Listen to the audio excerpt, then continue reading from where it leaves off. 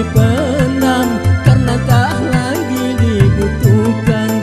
Diri yang semula dipuja kini bangkai tak berguna. Dari kamar yang indah kasut imputi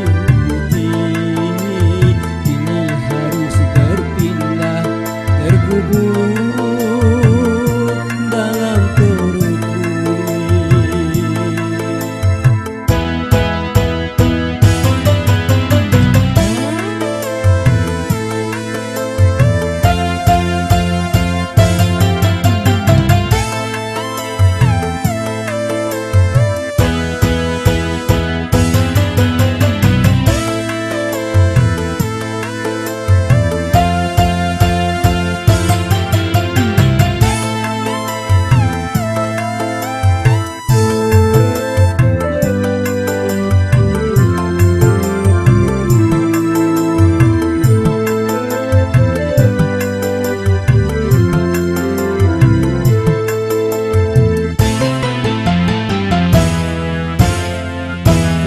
Selama ini diri berhiaskan emas, intan, permata, berbanding cahaya.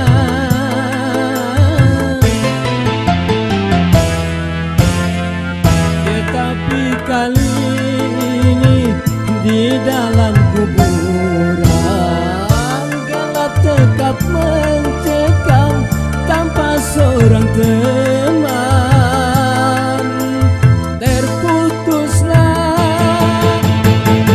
pergaulan, kebujurlah sendirian, kini terbungkus kain kapan. Wajah dulu yang indah, yang dulu dipuja-puja,